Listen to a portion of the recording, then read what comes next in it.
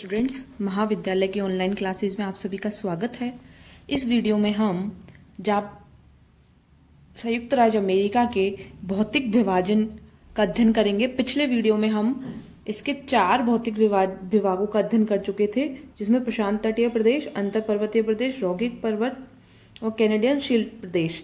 अब इसमें हम बाकी के बचे हुए मध्यवर्ती मैदान, अटलांटिक मैक्सिको खाड़ी तटीय प्रदेश, मध्यवर्ती उच्च भूमि, अपलेशियन प्रदेश, द्वीप समूह, इनका अध्ययन करेंगे।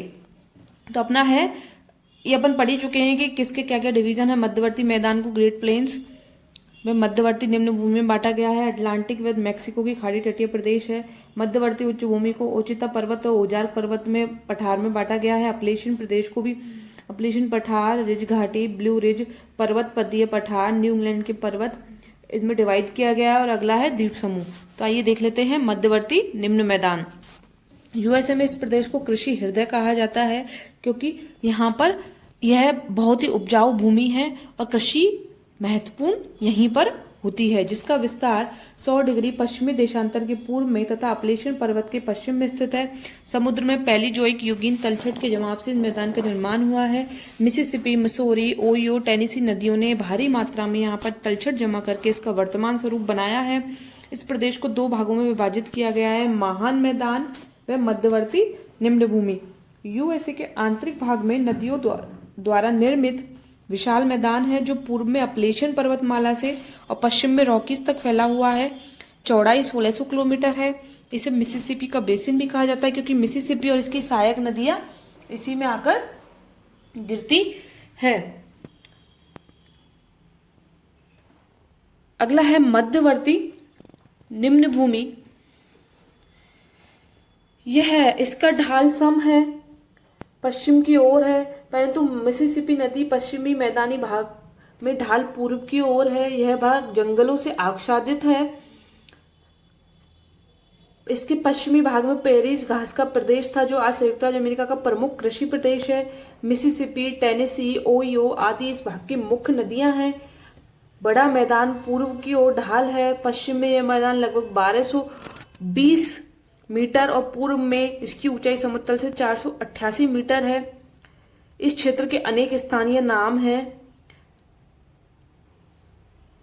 मोन्टाना का उत्तरी भाग, उत्तरी दक्षिण दकोटा के पठार को मिसौरी पठार कहते हैं, और दक्षिण दकोटा, नेब्रास्का, मध्य टेक्सास क्षेत्र को हाई प्लेन या ऊंचा मैदान कहते हैं। यह मैदानी भाग में अधिकांशतः घास पाई जाती है।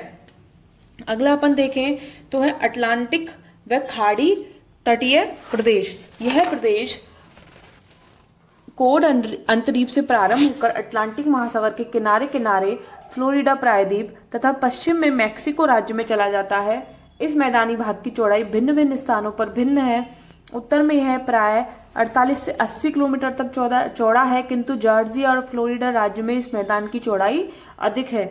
इस मैदान की चौड़ाई मिसिसिपी नदी के भाग में अधिक हो जाती है, जहां इन दिनों यह मैदान फैला है। इस भाग में अनेक नदियां अपलेशियन पर्वत से निकलकर अटलांटिक महासागर में गिरती हैं। इस भाग में पाए जाने वाले अवशेषों से ज्ञात होता है कि यह भाग कभी समुद्र का एक भाग रहा होगा। इस भाग में आज भी प्रायद्वीपीय निमग्न तट अधिक विस्तृत है। इस कारण अनुमान लगाया जाता है कि यह भाग किसी समय में महाद्वीपीय निमग्न तट का ही एक भाग रहा होगा, और इस तटीय मैदान के समुद्री भाग से ऊपर उठने के कारण अधिकांश भाग में बालू पाई जाती है। समस्त मैदानी भाग आधुनिक जमाव के कारण निर्मित हुआ है, और इस कारण इसमें अवसादी शैल पाई जाती है। इस तटवर्ती मैदान का ढाल धीमा है। पश्चिम में प्रपात रेखा के निकट 61 से 90 मीटर तक है, और सम ढाल का यह भाग तट पर आकर समुद्र में महाद्वीपीय निमग्न तट से मिल गया है। इस निम्न भूमि में मिसिसिपी विसर्पन रूप में बहती है तथा बाढ़ निर्मित मैदान का निर्माण करती है। मिसिसिपी और लुसियाना राज्यों में अधिकांश तटीय मैदान मिसिसिपी नदी के जमाव के कारण बना है। इस डेल्टा भाग में यह कहना कठिन है कि भूमि कहाँ पर समाप्त हो रही है और समुद्र कहाँ से आरंभ होता है। न्यूयॉर्क से उत्तर में यह तट काफी सकरा हो गया है। इस पर हिम जमाव पाया जाता है। न्यू इंग्लैंड प्रदेश में पर्वत पतीय भाग समुद्र तक पहुंच गए हैं। अब अपन देखें कि अगला 7वां कौन सा भौतिक विभाग है, तो वह है मध्यवर्ती उच्च भूमियां। दक्षिणी मिसूरी, पश्चिमी अरकानसास, ओक्लाहोमा राज्य में यह पठारी भाग फैला हुआ है। यहाँ पूर्व से पश्चिम की ओर धीरे धीरे ऊंचा होता गया है और पश्चिम में रॉकीज पर्वतों के निकट तो यह काफी ऊंचा हो गया है, जिसकी ऊंचाई 1525 से 2830 मीटर है। यह पठारी भाग ओजार्क पठार व ओचिता पर्वत के नाम से जाना जाता है। ओजार्क पठार अरकानसास नदी के उत्तर में अधिक चौड़ा व नदियों द्वारा काटा गया है। इस पठार का दक्षिण भाग पोस्टन पर्वत कहलाता है, जिसकी सबसे ऊंची चोटी 823 मीटर है, जो इस पठार का सबसे अधिक ऊंचा भाग है। यह पठार 800 किलोमीटर लंबा, 350 किलोमीटर चौड़ा है। इस पठार का कुल क्षेत्रफल 1,87,500 वर्ग किलोमीटर है। इसकी औसत ऊंचाई 600 मीटर है। ओजार्क को उच्च प्रदेश कहीं भी 480 मीटर से अधिक ऊंचे नहीं है। यहाँ पर कार्बोनिफेरस युगीन चट्टानें हैं। अगला है ओचिता पर्वत। अरकानसास नदी के दक्षिण में फैला पठार है, जो समुद्र तल से 915 मीटर ऊंचा है। यह पर्वत पुराजीवी महाकल्प की शैलों में बलन पड़ने के कारण निर्मित हुआ है।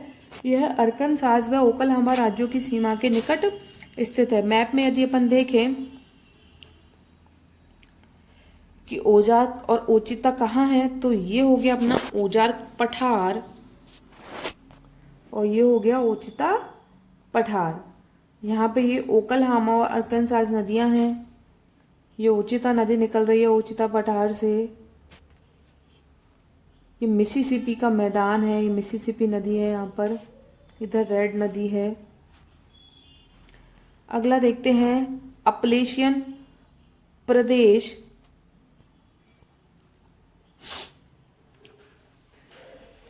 आठवां जो भौतिक विभाग है, अपलेशियन पर्वतमाला अलाबामा राज्य से आरंभ होकर उत्तर पूर्व दिशा में न्यू इंग्लैंड प्रदेश तक लगभग 1440 किलोमीटर तक फैली हुई पर्वत श्रेणियां हैं, जो 80 से 208 किलोमीटर चौड़ाई में पश्चिम में पठारी प्रदेश से प्रपात रेखा तक विस्तृत है।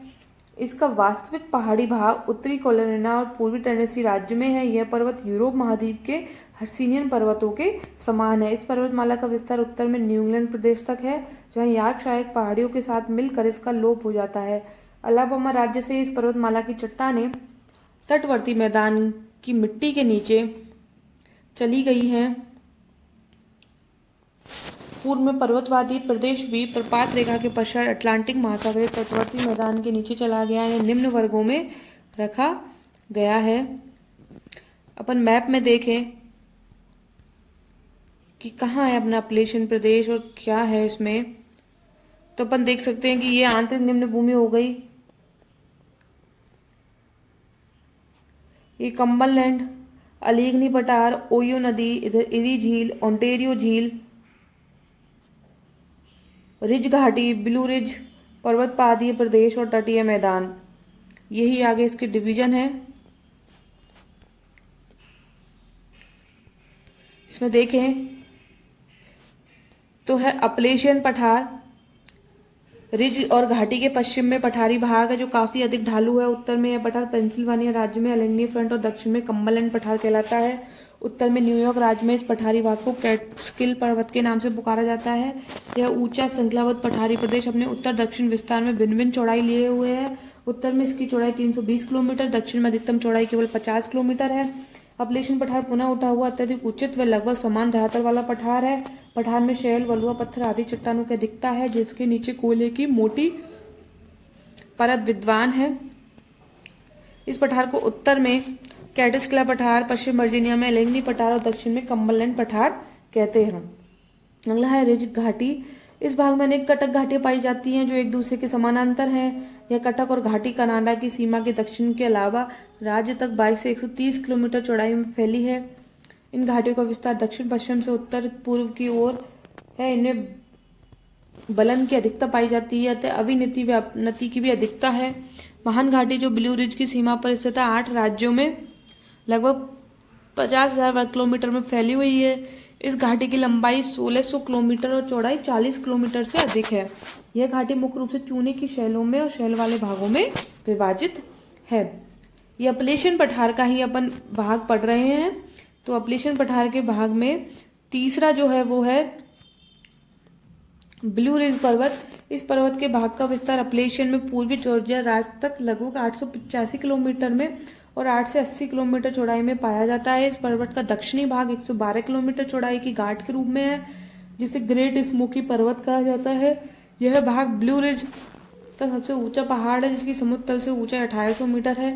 ब्लू रिज के कुछ स्थानों पर रेल मार्ग में गैप्स पार होकर पार किए गए हैं, जहां से रेल मार्ग गुजरते हैं।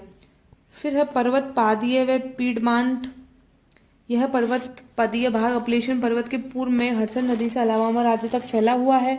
यह भाग पूर्व में प्रपात रेखा पर तटवर्ती मैदान से मिला हुआ है, जहां 25 से 90 मीटर ऊंचा। पश्चिम में ब्लू रिज के निकट 366 मीटर ऊंचा है। यह पठारी भाग मध्य ढाल में लगभग 160 किलोमीटर चौड़ा है, किंतु उत्तर व दक्षिण में सकरा हो गया है। इस पठार का ढाल भी समुद्र की ओर है। हडसन नदी से उत्तर पूर्व में इस पठार को न्यू इंग्लैंड का पठार कहा जाता है, जहां तक समुद्र चला गया है। न्यू इंग्लैंड अगला पॉइंट है अपलेशियन पठार का न्यू इंग्लैंड के पर्वतीय भाग। इन पहाड़ियों की औसत ऊंचाई 610 से 1067 मीटर है। यॉर्कशायर पहाड़ियां उत्तर की ओर बरमाउंट के ग्रीन पर्वत में मिल जाती हैं, जिसकी सबसे ऊंची चोटी माउंट मेन्सफील्ड है, जिसकी ऊंचाई 1331 मीटर है।